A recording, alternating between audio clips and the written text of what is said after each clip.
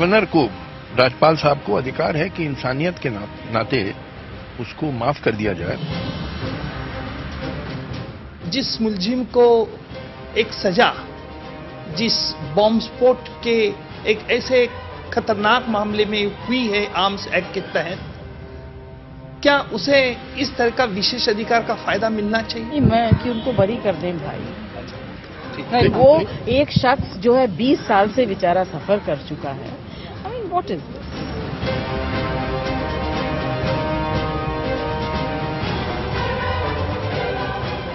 देश में ऐसा मैसेज नहीं बनने चाहते हैं कि जो अभिनेत्री है, क्रिकेटर हैं, पूंजीपति हैं, मिनिस्टर हैं, उनके लिए एक कानून होगा और कोई सजा मिल जाएगी तो माफ हो जाएंगे, और जो आम जनता है वो उसके लिए कोई पूछने वाला नहीं होगा। ऐसा नहीं हो सकता। किसी वकील की गलती की वजह से फंस गया, बड़ा संजय दत्त को फंसना भी नहीं चाहिए था।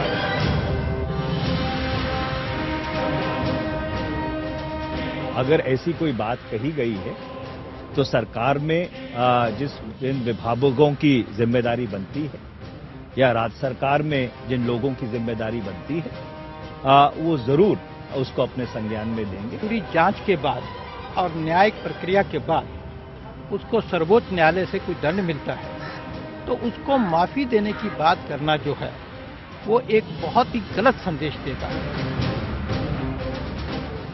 संजय दत्त ने अपनी लाइफ में कभी भी कोई भी ऐसा गलत कार्य नहीं किया जिसकी वजह से उस जैसे व्यक्ति को 5 साल जेल में रहना पड़े। खराब तो लगता ही है, पर जो हुआ उसका भुगतान है। नमस्कार, प्राइम टाइम में मैं कादम्बिनी शर्मा हूं आपके साथ। गुरुवार को 1993 के बॉम्बे सीरियल धमाकों के मामले में सुप्रीम कोर्ट ने फैसला सुनाया। 20 साल पुराने इस केस में बाकियों के अलावा संजय दत्त भी आर्म्स एक्ट के तहत दोषी पाए गए। टाडा तो उन पर से पहले ही हट चुका था, लेकिन 6 साल की सजा हुई थी। सुप्रीम कोर्ट ने उस सजा को घटाकर 5 साल कर दिया। लेकिन रात होते होते सुप्रीम कोर्ट के पूर्व जज और फिलहाल प्रेस काउंसिल ऑफ इंडिया के अध्यक्ष जस्टिस मार्कंडेय काटजू ने अपील कर डाली कि संविधान के आर्टिकल 161 के तहत राज्यपाल संजय को माफी दे दें। उन्होंने कई वजहें गिनाई हैं। संजय का व्यवहार, उनके 2 छोटे बच्चे, उनके माता पिता। जहां कई राजनीतिक दल संजय दत्त को माफी देने का समर्थन कर रहे हैं, कुछ इसके खिलाफ भी हैं। कई कानून के जानकार भी इसके खिलाफ हैं। संजय दत्त बड़े फिल्म स्टार हैं, लाखों लोगों की सहानुभूति उनके साथ है, लेकिन क्या जिस रहम की बात उनके लिए की जा रही है वो बाकियों के लिए भी होगी? सवाल ये भी है कि भले ही अदालत ने भी माना कि संजय दत्त ने गैरकानूनी हथियार रखने के अलावा कुछ भी गलत नहीं किया, आतंकवादी नहीं है, लेकिन क्या ऐसा किसी आम आदमी के साथ हो तो राजनीतिक दल क्या कहेंगे, क्या करेंगे? सजा पाने के बाद माफी कोई नई चीज नहीं है। होते रहे हैं ऐसे मामले और आगे भी होते रहेंगे, लेकिन इसका आधार क्या हो, ये सबसे बड़ा सवाल है। इस पूरे मुद्दे पर चर्चा के लिए हमारे साथ खास मेहमान मौजूद हैं, लेकिन सबसे पहले हम आपको दिखाते हैं कि जस्टिस काटजू और जाने माने वकील और एनसीपी के राष्ट्रीय सचिव माजिद मेमन संजय दत्त को माफी देने के पक्ष में क्यों हैं। जस्टिस काटजू, आपने जो अपील किया, आपने कई सारी चीजें बोली हैं कि आपका मैं प्रेस रिलीज देख रही थी, उसमें आपने कहा है कि पहले ही 18 महीने की जेल हो चुकी है, बच्चे हैं 2 छोटे छोटे और कोई आतंक का मामला नहीं है, तो इसमें माफी देने लायक एक पूरा मामला बनता है। लेकिन सच में एक जज के तौर पर इतने सालों तक आप कोर्ट में जज रहे हैं, आपने बहुत सारे मामले देखे, आपको सच में ऐसा लगता है कि माफी का ये एक आइडियल मामला है? हाँ, क्योंकि देखिए ये जुडिशल प्रोसीडिंग नहीं है। जो पार्डन की प्रोसीडिंग होती है ये कोर्ट ऑफ लॉ नहीं है। जुडिशल प्रोसीडिंग में अगर मानिए मिनिमम सेंटेंस प्रिस्क्राइब्ड है तो जज को कोई डिस्क्रिप्शन नहीं है, बिलो दैट मिनिमम दे नहीं सकता। मगर गवर्नर को तो राइट है कि अगर मिनिमम सेंटेंस प्रिस्क्राइब्ड है तो भी वो पार्डन कर सकता है। जैसे नानावती का केस था आज से करीब 50 साल पहले। कमांडर नानावती को दोषी पाया गया और मर्डर का दोषी पाया गया और सुप्रीम कोर्ट तक सेंटेंस अपहोल्ड हुई। अब मर्डर में minimum sentence is life sentence, फिर भी गवर्नर बॉम्बे ने उसको पार्डन कर दिया। तो मिनिमम सेंटेंस जैसे इसमें कहते हैं 5 साल मिनिमम सेंटेंस है अगर प्रोहिबिटेड वेपन विदाउट लाइसेंस रखें, जो जिसमें संजय दत्त दोषी पाया गया, उसके बावजूद गवर्नर पार्डन कर सकते हैं। सर लेकिन नानावती केस भी मैंने पढ़ा है, उसमें फर्क जो है दोनों केसेस में, वहाँ एक शख्स की जिंदगी का मामला था, यहाँ पर एक बॉम्ब ब्लास्ट का मामला है, चाहे उसमें जोड़ा नहीं गया हो संजय दत्त को, लेकिन उससे कई लोग अफेक्टेड हुए हैं, तो एक पब्लिक सेंटिमेंट भी बन जाता है उसके खिलाफ। क्या एक गलत प्रेसिडेंट नहीं होगा अगर माफी नहीं, बॉम्ब ब्लास्ट में तो वो इन्वॉल्व ही नहीं है भाई, बाकी अक्यूज बॉम्ब ब्लास्ट में इन्वॉल्व है। संजय दत्त के ऊपर जो टाडा का इल्जाम नहीं साबित हुआ है, तो वो तो उसके खिलाफ बस यही इल्जाम है कि वो एक प्रोहिबिटेड वेपन उसके कब्जे में मिला बिना लाइसेंस के, बस। There is not a terrorist, the court has found कि वो उसका कोई बॉम्ब ब्लास्ट से उसका संबंध नहीं है। मेमन साहब, ठीक है, इस मामले में, आतंकवाद के मामले में कोर्ट ने भी पाया है कि इन्वॉल्व नहीं थे संजय दत्त, लेकिन जब इस तरह का एक माफीनामा अगर दिया जाता है तो क्या बाकी जो मामले हैं, क्या उनमें भी लोग नहीं चाहेंगे कि उनके साथ भी यही ट्रीटमेंट हो? इस मामले में जहां तक कि संजय दत्त के मामले की बात है, संजय दत्त को इन धमाकों से जोड़ने की कोशिश जो की गई थी आरोप पत्र डालने के बाद, वो बात ट्रायल कोर्ट में सारे मुकदमे की छानबीन करने के बाद में गलत साबित हुई। आर्म्स एक्ट में हिंदुस्तान में हजारों लोगों को कन्विक्ट होता है, अलग अलग कोर्टों में किसी को पता भी नहीं चलता कितने लोग पिस्तौल लेके घूमते हैं, कितने लोगों का इस तरह। संजय दत्त का अगर जोड़ कहीं उन 13 धमाकों के साथ बन जाता, तब तो शायद हम ये बात नहीं कह सकते आपसे। न तो संजय दत्त के खिलाफ टेररिस्ट या डिसरप्टिव जनरल एक्टिविटीज के खिलाफ कोई सबूत आया है। सर लेकिन यही आपने अभी जो बात बोली कि इतने लोगों का कन्विक्शन होता है आर्म्स एक्ट के तहत, लेकिन इतने लोगों के लिए माफी की मांग कोई नहीं करता। नहीं, तो मैं ये बता रहा हूँ ना आपको कि देखिए, पता नहीं कितनों की माफी की मांग हो, माफी की जरूरत तब पड़ती है कि जब हाईएस्ट कोर्ट कन्विक्ट कर दे। पोजेशन ऑफ वेपन का मामला इतना मामूली है कि अगर आप स्टैटिस्टिक्स उठा के देखें आपका चैनल, तो आपको पता चलेगा कि एक साल में कई हजार मामले डिस्पोज ऑफ होते हैं पोजेशन ऑफ वेपन के। मगर उससे देखिए, हमारा कहने का मकसद सिर्फ ये है कि बदकिस्मती और दुर्भाग्य की बात यह है कि 99 टेररिस्ट के साथ में 100वां एक संजय दत्त जो है उसका मुकदमा उनके साथ सुना गया। जस्टिस कार्ड, जो आपसे जानना चाहेंगे, आपने 161 आर्टिकल 161 की बात की है, लेकिन उसमें और भी जो क्रिमिनल लॉयर्स हैं उनका कहना है कि उसके भी तहत उनको कम से कम संजय दत्त को जेल जाना होगा, उनका व्यवहार देखना होगा, वो जो बेसिक जो होते हैं वो उनको कंप्लीट करना होगा। इस तरह से एक रिमिशन देना, इस तरह से मर्सी देना शायद गलत होगा। ये गलत बात कर रहे हैं। ये कानूनों का जो सो कॉल्ड लॉयर्स हैं, इन्होंने आर्टिकल 161 पढ़ा तक नहीं है। उसमें ऐसा कोई कंडीशन नहीं है कि पार्डन तभी ग्रांट हो सकता है जबकि जेल जाओ, जब तक जेल में तुम्हारी कंडक्ट ठीक ना हो, ये कुछ नहीं लिखा। आर्टिकल 161 पहले पढ़ तो नहीं, यहाँ तो दिक्कत है, वकील लोग कानून नहीं पढ़ते, कानून नहीं जानते, दिक्कत है इस देश में। आर्टिकल 161 पढ़िए, कहीं ऐसा कोई कंडीशन है? उसमें सिर्फ लिखा है गवर्नर कैन ग्रांट पार्डन और रिड्यूस सेंटेंस और remission, that is all.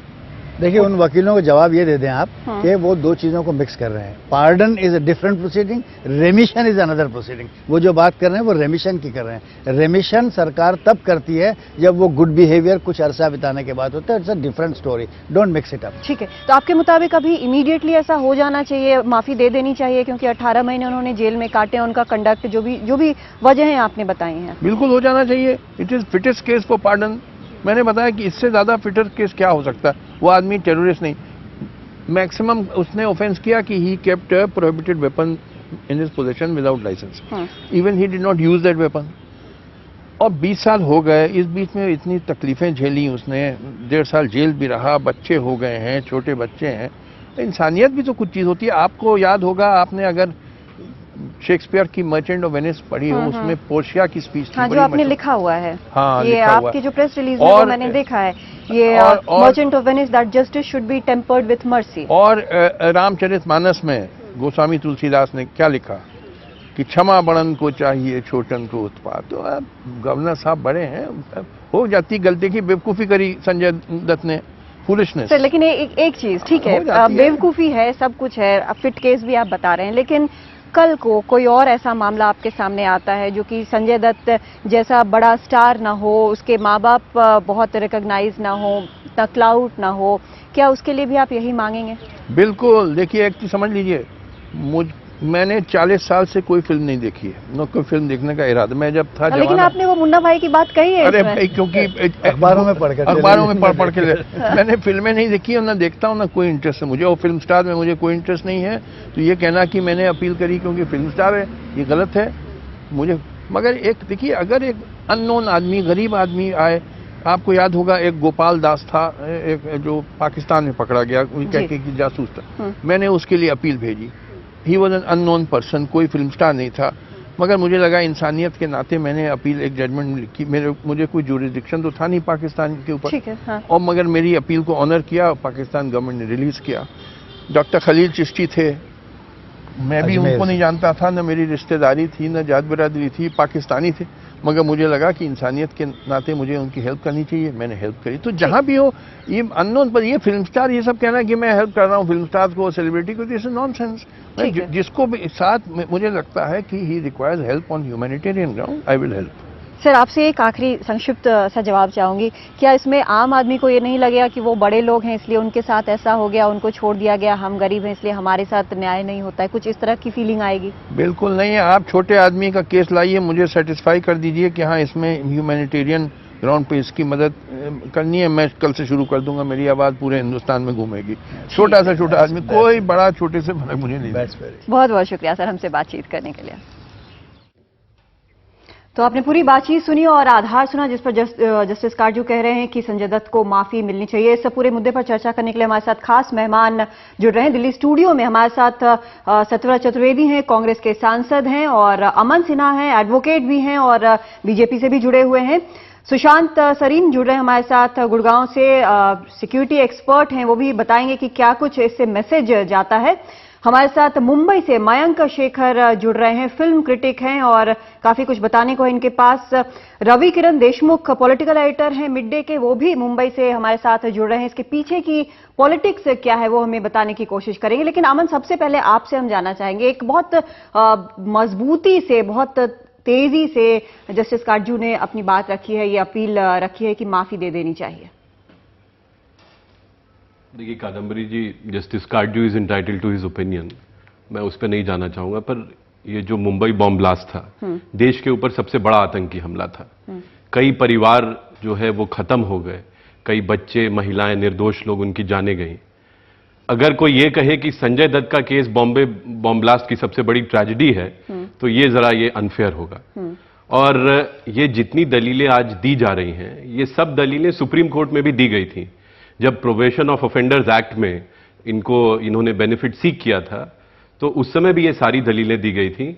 Supreme court ने उन सब दलीलों के मद्देनजर, उन सबको कंसिडर करते हुए और उसके बाद अपना ये ओपिनियन दिया कि वो उस प्रोबेशन ऑफ ऑफेंडर्स एक्ट का जो बेनेवोलेंट लेजिस्लेशन है, उसके बेनिफिट को नहीं डिजर्व करते हैं। सही या गलत, पर ये सुप्रीम कोर्ट का ओपिनियन था। मैं एक छोटा सा पैराग्राफ जो है मैं जजमेंट से पढ़ना चाहूंगा, जहां पे समअप किया है, बस 2 लाइन। पैरा 86 जो है जजमेंट का, the circumstance and the nature of the offence as analysed and discussed above are so serious that we are of the view that they do not warrant accused 117, which is Sanjay Dutt, the benefit of provisions of the Probation of Offenders Act. तो court ने अपने wisdom में ये समझा कि ये जो भी कारण रहे, पर ये बेनिफिट जो है उनको शायद एक्सटेंड नहीं किया जा सकता। लेकिन जस्टिस अब लोग पार्डन की बात कर रहे हैं, सुप्रीम कोर्ट के जज रहे हैं, जब वो कह रहे हैं कि एक फिट केस है, बार बार कहते हैं कि एक फिट केस है पार्डन देने के लिए, फिर किस बात का विरोध है? नहीं, ठीक है, वो क्या उनका गलत एग्जाम्पल सेट होगा, क्या होगा? क्योंकि पार्डन ऐसा नहीं है कि पहले लोगों को नहीं मिले हैं। देखिए निधि जी, मेरी भी एम्पैथी है संजय दत्त के साथ, पर the concern for nation is higher and for all of us. आप देखिए इस देश में कितनी डिस्पैरिटी है, in economic disparity, social disparities. 5% class जो है उसको इलीट समझा जाता है और 95% कॉमन मैन या एक मिडिल क्लास है। ठीक है। अब अगर एक ऐसा परसेप्शन डेवलप होता है कि जो रसूखदार है, जिसके पास पैसा है, जिसके पास पावर है, जो सेलिब्रिटी है, वो कोई ऑफेंस करे और उसके बाद वो उसके बल पे बच जाए, ठीक है, तो ये एक इंप्रेशन जाएगा, ये ठीक नहीं है। इससे देश को चलाना बड़ा मुश्किल हो जाएगा। एक और बात मैं कहना चाहूंगा, करीब 4 लाख कन्विक्ट्स हैं हमारे देश में आज की डेट में। ठीक है। अब अगर सभी लोग आके कहने लगे कि भाई हमको छोड़ दीजिए क्योंकि हमारे पास भी कोई कारण था या कोई कारण रहा, हर एक गुनाहगार के पास कुछ ना कुछ कहने के लिए होता है। तो ये सब इस पे एक कंसिडर्ड व्यू लेना पड़ेगा कि क्या स्टैंड होना चाहिए। और मुझे लगता है कि अगर ये मामला आगे जाता है गवर्नर के पास या प्रेसिडेंट के पास तो वो इस पे कंसिडर्ड व्यू लेंगे, पर सुप्रीम कोर्ट की जो राय वो मैंने आपको बता दिया। ठीक है सतुरा जी, आपकी राय इस पर हम जानना चाहेंगे। जो एक बड़े जोर शोर से आवाज उठ रही है, अब आज हमने कई नेताओं की भी बात सुनी, वो भी बड़ा सपोर्ट कर रहे हैं उसको कि पार्डन हो जाना चाहिए, माफी हो जानी चाहिए। कादम्बरी मैं बड़े कश्मकश में हूं। हाँ। एक तरफ दिल है, दूसरी तरफ दिमाग। दिल कहता है कि 20 साल पुराना एक मसला है, एक गलती हुई थी, लड़कपन में गलती कई लोगों से हो जाती है। दिल कहता है कि 20 साल में उसने 1.5 साल सजा भी काट ली, एक तरह से जेल भुगत भी लिया। दिल कहता है कि आखिर सजा देने के पीछे मकसद क्या है कानून का, आदमी को ये एहसास कराना कि उसने गलती की थी और वो सुधर जाए।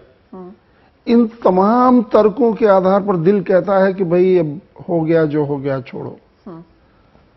फिर दूसरी तरफ दिमाग बहस करता है, दिमाग कहता है कि भाई आखिर हम एक कानून के राज्य में, is a law of the land, और कानून के बारे में जो फिलॉसफी है, जो फलसफा है, वो ये कहता है कि कानून अंधा होता है।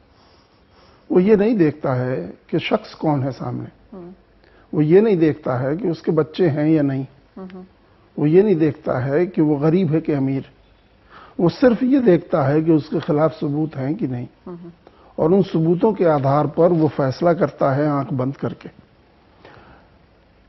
हम उस फैसले को जो सुप्रीम कोर्ट ने किया, उस फैसले का सम्मान करने के अलावा हमारे सामने विकल्प क्या है? और ऐसा भी नहीं है कि सुप्रीम कोर्ट ने संजय दत्त के प्रति कोई दुर्भावना रखी हो, क्योंकि मैंने जजमेंट में देखा है संजय दत्त के कंडक्ट के बारे में सुप्रीम कोर्ट ने उसकी बड़ी तारीफ भी की है। इन सब चीजों के बावजूद वही बड़ा सवाल है कि एक गरीब आदमी ये कहेगा कि भाई ये कानून बड़ों का कानून है, ये कानून गरीबों का कानून है। गरीबों के कानून में अगर वही हमने अगर किया होता वही गुनाह, तो हम जेल में सड़ रहे होते। एक बहुत बड़े आदमी ने ये गुनाह किया है, एक नामी गिरामी आदमी ने ये गुनाह किया है, लिहाजा आज तमाम लोग नेताओं से लेकर के और जजों तक सबके सब उसकी आज उसकी तरफदारी करने में लगे हैं। मैं एक चीज आपसे जानना चाहूंगी कि आपने कहा दिल कुछ कहता है, दिमाग कुछ कहता है, भारी कौन पड़ रहा है? दिल भारी पड़ रहा है, दिमाग भारी पड़ रहा है? मैं अभी भी इसके बीच में संतुलन बैठाने की कोशिश कर रहा हूं, पर अंततः जाकर के मेरा दिल ये कहता है कि हम सब कानून के सामने बराबर हैं, और ये मैसेज जाना कि किसी एक व्यक्ति के लिए कोई खास तरह की रियायतें बरती जा रही हैं महज इसलिए कि बावजूद इसके कि उसके खिलाफ मुकदमा साबित हो चुका, इसके बावजूद उस शख्स को महज इसलिए कि वो एक सेलिब्रिटी है, एक बड़ा फिल्म स्टार है, इसलिए लिहाजा उसको हम छोड़ दें। मैं समझता हूं ये आम लोगों के दिल को दुखाने वाली बात होगी और कानून की जो मर्यादा है उसको तोड़ने वाली बात होगी। मुझे लगता है कि संजय के साथ मेरी पूरी सहानुभूति है, पर मैं समझता हूं, मुझे ऐसा लगता है, हालांकि मैं कोई भविष्यवक्ता नहीं हूं, पर मैं अपने जहन से जो समझ सकता हूं कि संजय को 1.5 साल तो जेल में गुजारनी पड़ेगी। 1.5 साल इसके बाद भले उसकी सजा कम हो जाए, पर इतना वक्त तो उसे गुजारना पड़ेगा। सत्यव्रत जी ने जो दिल और दिमाग की दुविधा की बात कही, मैं उसका निदान करने में थोड़ी मदद कर सकता हूं कि बस आप ये देखें कि नेशनल इंटरेस्ट में क्या है और आपको अपने आप उसका उत्तर मिल जाएगा। ठीक है, ठीक है। मयंक शेखर के पास में जाना चाहती हूँ। मयंक, फिल्म इंडस्ट्री को आप बहुत करीब से देख रहे हैं और सबसे ज्यादा जो आवाजें आ रही हैं वो फिल्म इंडस्ट्री की तरफ से ही आ रही है। कल ये भी कहा गया कि 150 करोड़ लगे हुए हैं संजय दत्त पे, लेकिन शायद ये मैटर नहीं करता कि कितने करोड़ लगे, यहाँ पे क्वेश्चंस जो हैं वो ज्यादा बड़े हैं और शायद फिल्म इंडस्ट्री में लोग दूसरी तरह से जुड़े हुए हैं संजय दत्त से, इसलिए उनका ये कहना ज्यादा लाजमी है। ऑफ कोर्स, अगर आप personally as a person, as a citizen किसी और के लिए प्ली करना चाहते हैं, इसमें क्या गलत हो सकता है? पर आई थिंक सबसे बड़ा इंपॉर्टेंट सवाल ये भी है कि पूरे देश के नेशनल इंटरेस्ट, पूरे देश के सोशो इकोनॉमिक प्रॉब्लम्स, अमीर और गरीबी के प्रॉब्लम्स सारे आप एक व्यक्ति पर डाल देंगे क्योंकि वो सेलिब्रिटी है, ये भी शायद गलत होगा। एक डेफिनेटली एक सेलिब्रिटी जुडिशियल सिस्टम है और एक क्रिमिनल जस्टिस सिस्टम है। है मुझे लगता है। एंड उस हिसाब से अगर देखें तो जिस तरह से संजय दत्त की केस को देखा गया है, जिस तरह का पब्लिक फोकस, मीडिया का फोकस रहा है, क्योंकि उनके हाथ में गन थी जिन्होंने कभी यूज नहीं किया, वो टेररिस्ट नहीं थे, उस तरह का जो एक स्फूर्ति होती है वो अगर 1993 के जो एक्चुअल ब्लास्ट के लोग जो मास्टरमाइंड हैं, या 1992 के जो राइट्स के जो लोग जो इन्वॉल्व थे, जिनको हम आजकल राष्ट्रीय सम्मान देते हैं, वही अगर वो फोकस वहां पे रहती तो शायद ये बात हम समझ पाते कि ये बात नेशनल इंटरेस्ट की है। आई थिंक कहीं ना कहीं क्योंकि वो सेलिब्रिटी हैं, शायद इसीलिए ज्यादा फोकस है उन पर, ये नहीं उल्टा, ये नहीं कि क्योंकि वो सेलिब्रिटी हैं शायद इसलिए उनको पार्डन नहीं करना चाहिए। पार्डन करना चाहिए या नहीं करना चाहिए ये तो गवर्नर डिसाइड करेंगे। 20 साल तक ये केस चला है। क्वाइट ऑब्वियसली मैं पेशे से लॉयर तो नहीं हूं, बट कुछ सोच के ही सुप्रीम कोर्ट ने ऐसा फैसला दिया होगा। So that is outside the purview. But ये जो फोकस है कि आप फोकस बॉम्ब ब्लास्ट में नहीं है, फोकस 92 राइट्स में नहीं है, फोकस एक व्यक्ति पर है और उसका कोई लिंकेज नहीं निकला है। लेकिन ये भी गलत है। मयंक एक चीज मैं आपको ये भी कहना चाहूंगी कि आज जो पार्डन की बात हो रही है, ये आमतौर पर जो आम लोग हैं उनके लिए नहीं होती, जिनके ऊपर फोकस नहीं होता है, उनके लिए पार्डन की बात भी नहीं होती। आज फोकस है संजय दत्त पर और उनका वो बैकग्राउंड है, वो उनका सेलिब्रिटी स्टेटस है, शायद यही वजह है कि पार्डन की भी बात हो रही है। नहीं, देखिए, अगर कोई व्यक्ति सेलिब्रिटी हो और काफी लोग उसके दोस्त हों, चाहने वाले हों, और वो कहना चाहते हैं संजय दत्त के ऑन बिहाफ, तो आप उनको मना नहीं कर सकते, उनको रोक नहीं सकते हैं। बट एक आम आदमी के साथ भी अगर इस तरह का प्रॉब्लम हो कि वो एक टेररिस्ट केस जो 1993 बॉम्ब ब्लास्ट केस में उसको लिंक किया गया हो, जबकि ये प्रूवन फैक्ट है कि वो लिंक नहीं थे, वो टेररिस्ट नहीं थे, हाँ। तो क्यों नहीं एक हर आम आदमी चाहेगा कि किसी और के लिए उनके बिहाफ में बात कहे। And it should not just apply to Sanjay Dutt, it should apply to everyone. उसके बाद गवर्नर क्या फैसला करते हैं, उसके बाद सरकार क्या फैसला करती है, that is of course up to them and that is how it should be. ठीक है, सतरु जी कुछ कहना चाहते हैं, उसके बाद मैं जाऊंगी सुशांत सरीन के पास। जी, मैं सिर्फ एक छोटी सी बात कहना चाहता हूं।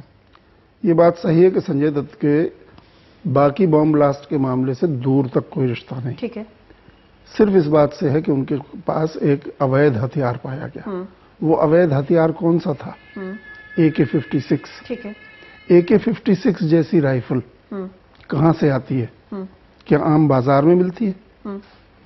कौन देके गया? वो लोग कौन थे? शायद उन्होंने मुकदमे के दौरान इस बात का जिक्र भी किया है, उन लोगों का नाम भी बताया है। हाँ। जो लोग उनको देके गए थे, वो लोग कौन थे? उनके रिश्ते किनसे थे?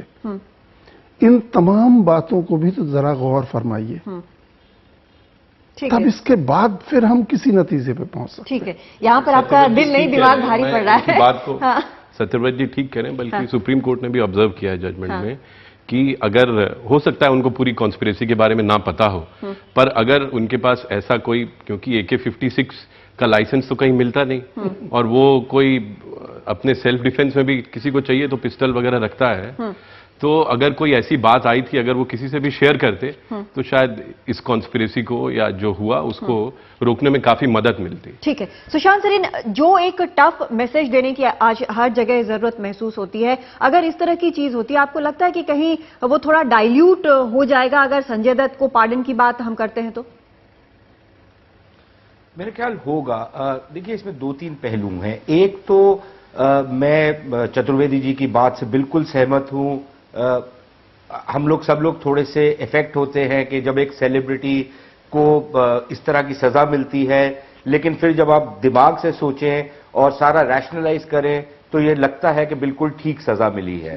तो I am in 100% agreement with him. लेकिन एक चीज पे और आपके तमाम प्रोग्राम में हमने ना बड़ी लाइटली लेने की कोशिश की है इस चीज को कि आर्म्स एक्ट का उल्लंघन हुआ संजय दत्त द्वारा, और अक्सर होता है इस देश में। हाँ। देखिए, अगर ब्रिटिश राज की कोई एक बहुत बड़ी कंट्रीब्यूशन थी हिंदुस्तान में, वो ये थी कि हिंदुस्तान की जो सोसाइटी है उसको अंग्रेजों ने डीमिलिटराइज किया था, डीवेपनाइज किया था, और उसके करके यहां पर एक अमन की फिजा बनी थी। हाँ। अगर आप आर्म्स एक्ट जैसे एक्ट को इतनी लाइटली लेंगे और इसको इस तरह से रखेंगे कि यार कोई बहुत बड़ा ये जुर्म नहीं है, तो मेरे ख्याल आप यू आर टेम्पटिंग फेट और हम अपने पड़ोस में देख रहे हैं पाकिस्तान में, जहां पर इस तरह के अवैध हथियार बिल्कुल फैल गए हैं और उस सोसाइटी का क्या हशर हुआ है। तो I think we need to be very careful कि ये आर्म्स एक्ट जो है ये एक बहुत सीरियस ऑफेंस है और इसकी पनिशमेंट होनी चाहिए और मिलनी चाहिए, पहली बात।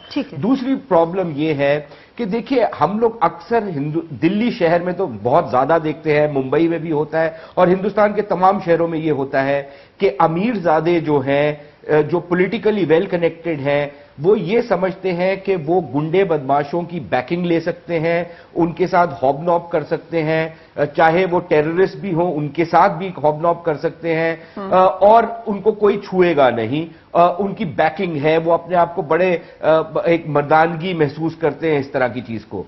आई थिंक संजय दत्त उसको एग्जाम्प्लीफाई करते हैं और इस चीज को पंचर करना बहुत जरूरी है कि आप अगर एक गलत तरह की कंपनी रखेंगे तो उसका आपको एक खामियाजा भरना पड़ेगा। तीसरी बात ये कि पहली जो उनकी जो कैद हुई उसके बाद जब संजय दत्त रिलीज हुए उसके बाद भी पुलिस के पास टेप्स हैं जिसमें वो अंडरवर्ल्ड के लोगों के साथ हॉबनॉब करते हुए पाए गए हैं। ये जितने भाई लोग अपने आप को बोलते हैं उनके साथ उनके लिंक्स पाए गए, इसके बावजूद कि वो इस क्राइम में ऑलरेडी सजा काट चुके थे या आधी सजा काट चुके थे। तो अब कितना उनमें रिफॉर्म हुआ, ये एक और बहस है। तो आई थिंक ये सब कुछ अगर आप मद्देनजर रखें, वो एक तरह से एग्जाम्पल बनते हैं और उनको एग्जाम्पल बनाना जरूरी है। और मेरे ख्याल जो चतुर्वेदी साहब की बात है कि अगर उनको 1.5-2 साल उनको कैद में जाना पड़े और उसके बाद क्योंकि उन्होंने एक सर्टेन टाइम पीरियड अपनी कैद की पूरी कर ली है, उसके बाद उनको अगर माफी भी मिल जाए तो मेरे ख्याल इसमें कोई हर्ज नहीं है। लेकिन इस मौके पर संजय दत्त को छोड़ देना because he is a celebrity और एक तरह से उनका एक पॉलिटिकल कनेक्शन भी बनता है, मेरे ख्याल ये लॉ एंड ऑर्डर के लिए बहुत बुरी चीज होगी। ठीक है, इसका जवाब मयंक आपसे हम जानना चाहेंगे, उसके बाद रवि किरण साहब के पास जाएंगे। जो एक जिन चीजों को रिप्रेजेंट करते हैं संजय दत्त, शायद उनके रास्ते में सबसे बड़ा रोड़ा अगर हम देखें पार्डन के रास्ते में तो वही है। एक तो पॉलिटिकली कनेक्टेड है, दूसरे सेलिब्रिटी, यानी कि वो उस हर चीज को रिप्रेजेंट करते हैं जो आमतौर पर इस देश में लोगों के पास नहीं होता है। शायद ये वजह है कि इसका एक विरोध जो है काफी मुखर होता जा रहा है। जी देखिए, अगर हम मॉरल साइंस लेक्चर देंगे या हम बात करेंगे कि ये अमीर और गरीब या वेल कनेक्टेड और नॉट सो वेल कनेक्टेड का इशू है, तो फिर हम उसी दायरे में जा रहे हैं जहां हम नहीं जाना चाहते हैं। क्योंकि अगर इक्वल हैं तो सबको हमें इक्वल ट्रीट करना बहुत जरूरी है। अगर आप पार्डन देना चाहते हैं तो ऑब्वियसली आपको ये देखना पड़ेगा कि उनकी कॉन्डक्ट कैसी रही है पिछले 20 सालों में। क्या उन्होंने कुछ ऐसे घटनाएं हुई हैं जहां पर आप प्रूव कर सकते हैं कि वो अमीरजादे की तरह बिहेव किया है उन्होंने उसके बाद। क्योंकि अल्टीमेटली जो जस्टिस सिस्टम है उसका ये सिर्फ पनिशमेंट ही एक रीजन नहीं है, रेफर्मेशन भी है। और अगर आप रेफर्मेशन दिखा सकते हैं फ्रॉम संजय दत्त साइड, अगर वो प्रूव कर सकते हैं, देन डेफिनेटली गवर्नमेंट को कंसिडर करना चाहिए। इसका मतलब ये नहीं कि आप इसलिए कंसिडर कर रहे हैं क्योंकि वो सेलिब्रिटी है, वो उतना ही गलत होगा जितना कि ये कहना कि क्योंकि परसेप्शन ऐसी है तो आप उसको ना कंसिडर करें क्योंकि वो सेलिब्रिटी है। I think both sides are wrong in that sense. अगर डिस्पैशनेटली, अगर दिमाग से अगर आप इस केस को देखें, गवर्नमेंट इस केस को देखे एंड जो भी फैसला करे, whichever way it goes, but the point being कि yes, definitely arms act is a very important issue and ये जो है अगर एग्जाम्पल सेट करना चाहते हैं सेलिब्रिटी के थ्रू, देन ये एग्जाम्पल सीरियसली सेट करना चाहिए सबके थ्रू। मास्टरमाइंड जो है 93 ब्लास्ट के, उसके थ्रू, जिन लोगों ने राइट्स करवाए, जो अब जिनको राष्ट्रीय सम्मान मिलती है, उनके थ्रू। There is no end to setting examples. अगर एक सॉफ्ट टारगेट लेकर आप सोचेंगे कि हमने बहुत अच्छा एग्जाम्पल सेट कर दिया, देन वो तो बहुत आसानी से प्रॉब्लम सॉल्व करने की बात हो गई। ठीक है, इससे पहले आगे बढ़ने से पहले हम एक चीज और देख लें। हालांकि आपने भी सुना होगा, माजिद मेमन ने कहा कि कई केसेस होते हैं आर्म्स एक्ट के और एग्जाम्पल सेट करने की भी बात है, वो भी बड़ी बात है और अहम बात है। लेकिन यहाँ पर कुछ नाम है मेरे पास, जैसे 20 अप्रैल 2008 को एक सीनियर कांग्रेस लीडर है मंगत राम शर्मा, इनके पोते नितिन शर्मा जम्मू में अरेस्ट हुए थे आर्म्स एक्ट के तहत। 2 अगस्त 2009 को पूर्व होम मिनिस्टर बूटा सिंह के बेटे भी इसी एक्ट में बुक हुए थे। फिर 14 अप्रैल 2012 को मुंबई के कांग्रेस लीडर कृपा शंकर सिंह भी इस एक्ट में बुक हुए थे। 12 अक्टूबर 2012 को कांग्रेस एमपी गुजरात के विठल राडाडिया भी बुक हुए थे इस मामले में। तो ये कई एग्जाम्पल हैं। वैसे आगे चलते हैं हम रवि किरण देशमुख के पास। रवि जी, जो यहाँ पर हम बार बार सुन रहे हैं, एक एग्जाम्पल सेट करने की बात सुशांत सरीन कह रहे हैं, दूसरी तरफ ये भी बात हो रही है कि कम से कम 1-1.5 साल तो उनको काटना चाहिए। सवाल मैंने जस्टिस काटजू से ही पूछा था, उन्होंने कहा कि आप रेमिशन और पार्डन को आप मिक्स ना करें, ये अलग अलग चीजें हैं और ये फिट केस है। लेकिन जब इस तरह का केस हुआ था, शुरू से हम देखते आए, चाहे वो टाडा कोर्ट हो या उसके बाद, कहीं ना कहीं एक मैंने कल भी अपने प्रोग्राम में ये सवाल पूछा था कि कहीं ना कहीं एक हल्का सा जिसको कहते हैं कि दो तरह की ट्रीटमेंट जो है एक्यूज को वो मिली है। अच्छा, नहीं, मैं इस मामले में यही कहना चाहूंगा कि संजय दत्त के बारे में जो भी बातें की जा रही है, उसका 1993 में जो बम ब्लास्ट हुए थे मुंबई में, उसका वातावरण आपने देखना चाहिए। कोई आम केस नहीं है ये। अगर किसी और दौर में अगर उनके घर में कोई ऐसे वेपन मिलते थे तो कोई अलग बात थी। हाँ। उस दौर से जो लोग गुजरे हैं, उस दौर को जिन्होंने देखा है, उसको अगर आप देखें तो जिस चीज से ये जुड़ रहा है उससे इसकी गंभीरता स्पष्ट होती है। हाँ। और मैं ये मानता हूं कि सेंटिमेंट्स अलग बात है, फैक्ट्स अलग बात है। हमको फैक्ट्स से जाना चाहिए, यही मैं कहना चाहूंगा। क्योंकि मुंबई का वातावरण आज भी अगर आप पूछें आम आदमी से जो इससे गुजर रहा है या उसने करीब से देखा है, जिसने अपने रिश्तेदार खोए हैं, हाँ। जो एक डर के माहौल में आज भी जीता है मुंबई में, क्योंकि किसी को पता नहीं है कि मुंबई में कब क्या होगा और कैसे होगा। तो मुझे लगता है इससे आप उसको तोड़ नहीं सकते। You cannot consider this case in isolation. मुझे लगता है इससे अगर आप जोड़े तो इसकी गंभीरता स्पष्ट होती है और उसे लगता है कि इसकी वातावरण जो एक निर्मित चल रही है कि ऐसा होना चाहिए, वैसा होना चाहिए, ऐसे अपील फाइल होनी चाहिए। हम हमेशा कहते हैं कि law should take its own course. तो कानून से चलने दीजिए ना सारी बातें। भावनाओं के आधार पर हम अलग रूप से क्यों वातावरण बनाना चाहते हैं कि क्या होना चाहिए, गवर्नर के पास कैसे जाना चाहिए? उन्हें तो स्वयं स्पष्ट करने दीजिए ना कि उनको क्या करना है।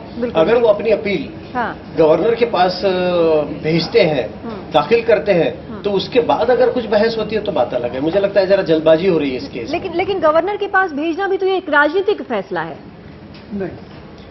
नहीं, क्योंकि गवर्नर के पास नहीं, अभी एक राजनीतिक फैसला नहीं है, न प्रक्रिया है, वो एक कानूनी प्रक्रिया है। वो क्वासी जुडिशियल प्रक्रिया है। ठीक है। जिसमें कोई व्यक्ति अपने विरुद्ध दी गई सजा के मामले में गवर्नर के पास अपील उसी तरह कर सकता है जिस तरह लोग मर्सी पिटीशन दाखिल करते हैं राष्ट्रपति के पास। आइसोलेशन में देखेंगे गवर्नर उस प्रकरण के बारे में उसकी पूरी प्रक्रिया निर्धारित है, उसके बारे में पूरी रिपोर्ट मंगाएंगे, प्रशासन से जानकारी हासिल करेंगे, उसका सोशल और लीगल इम्पैक्ट को असेस करेंगे। उस सब के बाद फिर फाइनली गवर्नर अपना विवेक का इस्तेमाल करेंगे, क्या करना है क्या नहीं करना है। लेकिन वो कोई राजनीतिक प्रक्रिया नहीं है। Sushant governor would work on the advice of the cabinet, aid and advice of the cabinet. ये चीज बहुत समझने वाली बात है कि कैबिनेट के एडवाइस पे ही वर्क करते हैं। सुशांत सरीन, आप कुछ कहना चाह रहे थे? नहीं, देखिए, मैं ये कहना चाहता हूं कि ये मॉरल साइंस की लेक्चर नहीं है। और लेकिन ये भी जरूरी है कि आप बिल्कुल अमॉरल भी ना हो जाए। जब हम इस तरह की बात करते हैं कि भाई देखिए, अगर संजय दत्त ने ये किया या बाकी किसी ने कुछ किया तो रायट्स वालों को भी आप सजा दीजिए, ये आप अपने जुर्म को किसी और के जुर्म के साथ लिंकअप नहीं कर सकते। अगर मैं ये कहूं कि आज मैं टैक्स नहीं दूंगा क्योंकि बहुत सारे लोग हैं जो टैक्स नहीं देते, तो उससे मैं कानूनी प्रक्रिया से बच नहीं सकता। I am liable for my act. Similarly Sanjay Dutt जो हैं, जो उन्होंने काम किया उसके लिए वो लायबल है, पहली बात। दूसरी बात ये कि जब इस तरह के लोग एक अंडरवर्ल्ड के साथ अपना लिंक बनाते हैं, उस चीज को भी ब्रेक करना बहुत जरूरी है। और चतुर्वेदी साहब ने इसको मेंशन किया कि अगर ये हथियार उनके पास आए तो ये कहां से आए, वो किन लोगों के साथ सवाल है, निश्चित तौर पर ये बड़ा सवाल है। और क्या वो लिंक उन्होंने बिल्कुल खत्म कर दिया था? उसके बावजूद उनके टेलीफोन इंटरसेप्ट पाए गए कि वो ये छोटा शकील और एक पता नहीं कैसे कैसे नाम है इन लोगों के, उनके साथ ये हॉबलॉब कर रहे थे।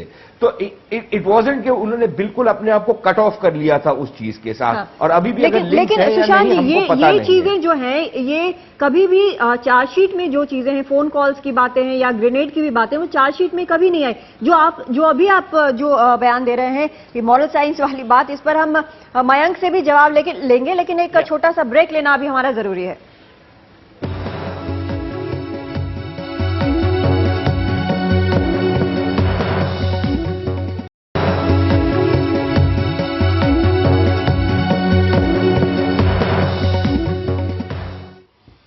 तो हम लगातार चर्चा कर रहे हैं कि क्या संजय दत्त को माफी मिलनी चाहिए। उस पर कई तरह के व्यूज आ रहे हैं और ब्रेक पर जाने के पहले सुशांत सरीन ने कहा था कि एक बहुत अहम सवाल है जिनको कंसिडर करना चाहिए और मयंक शेखर इसका जवाब देना चाह रहे हैं। जी मयंक।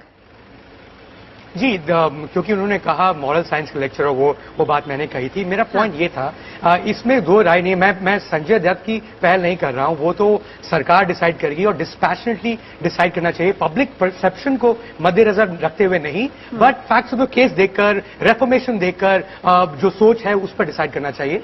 बट जो बड़ी बात ये है कि अगर आप सेलिब्रिटी के थ्रू अगर आप एग्जाम्पल सेट करना चाहते हैं, एक अच्छी बात है, बट टैक्स इवेडर के पीछे अगर आप पड़ेंगे, जो वो भी अच्छी बात है, गलत बात तो गलत बात होती है, बट जो लोग डाका डाल के निकल जाते हैं, जो बैंक रॉबरीज करते हैं, जो राइट्स में इन्वॉल्व थे, जो सबसे बड़े नेता बन गए, और जो लोग बॉम्ब वो टेररिस्ट जो थे, जो बॉम्बिंग के लिए रिस्पॉन्सिबल थे, वो देश से बाहर हैं, तो कहीं ना कहीं फोकस भी हमारा गलत जगह शायद है। ऑफ कोर्स ये पूरा जो फोकस इस वक्त इसीलिए है क्योंकि वो संजय दत्त हैं। अगर कोई कॉमन मैन होते तो शायद कोई ना कोई वेल कनेक्टेड कॉमन मैन होते तो वैसे ही निकल जाते वो, अगर सेलिब्रिटी नहीं होते तो। वेल कनेक्टेड होता ही नहीं है ना, यही तो समस्या है, वेल कनेक्टेड नहीं होता कॉमन। अगर वो अपनी कनेक्शन अगर वो कनेक्शन यूज करते तो किसी को पता नहीं चलता और वो निकल जाते, क्योंकि पूरी देश की फोकस इस वक्त संजय दत्त दी एक्टर पर है। तो ऑफ कोर्स हम उस पर बात कर रहे हैं, बट आई थिंक जो बड़ा मुद्दा है विच इज 93 ब्लास्ट, और उससे और इक्वली बड़ा मुद्दा जो 92 राइट्स, उनको जब वहां से जो बड़े बड़े नेता निकले हैं, जब उनको सम्मान देते हैं तो शायद उस समय भी हमें सोचना चाहिए यही बातें जो हम सोचते हैं संजय दत्त। आपने जो पॉइंट रखा है वो भी बहुत अहम है, लेकिन यहाँ पर सुशांत सरीन ने इसके पहले जो कहा था कि जो दो गलतियां होती हैं उसको जोड़कर एक सही नहीं हो सकता, two wrongs don't make a right, ये बात भी कहीं ना कहीं अपनी जगह don't make a right, but then wrong is also not absolutist. तो आप सारा अगर फोकस एक टैक्स इवेडर पर करेंगे और जो डाका डालता है बैंक पर उसकी तरफ नहीं देखेंगे, देन वो भी लॉ भी कोई खास मीनिंग नहीं रखता है, और वो सेलिब्रिटी के थ्रू एग्जाम्पल क्रिएट करना भी कोई खास मीनिंग नहीं रखता है। ठीक है, मयंक को जाना है, लेकिन इसका एक जवाब अमन सिन्हा यहाँ पर बैठे हैं, वो देना चाह रहे हैं आपकी बात का। मयंक जी कह रहे थे लॉ का पर्पस है रिफॉर्मेशन करना, एक पर्पस है, पर उससे लार्जर पर्पस है लॉ का to act as a deterrent in order to reduce crime. तो वो उस चीज को मयंक जी जो है उसको भी ध्यान में रखें। एक बात, दूसरी बात, आर्म्स एक्ट के प्रोविजंस को बहुत लाइटली नहीं लिया जा सकता। आज जो देश की स्थिति है कादम्बरी जी, नक्सलिज्म बढ़ रहा है, टेररिज्म बढ़ रहा है, अराजकता बढ़ रही है, लॉ एंड ऑर्डर इश्यूज हैं, आप जाएं रूरल एरियाज में, स्टेट्स में, तो अब गली गली में अगर बच्चा जो है बंदूक रखने लगे और सोचे कि भाई ठीक है, पर Aman court will take a lenient view, इसको बहुत लाइटली लिया जाता है। आर्म्स एक्ट आज की तारीख में आप कुछ घरों में अगर यूपी बिहार की हम बात करें, जो सबसे ज्यादा एग्जाम्पल दिया जाता है कि आप रेड डाल दें तो शायद थोक भाव से निकलेंगे। नहीं, बिल्कुल ये वास्तविकता है, इसीलिए इसको डिस्करेज करने की आवश्यकता है।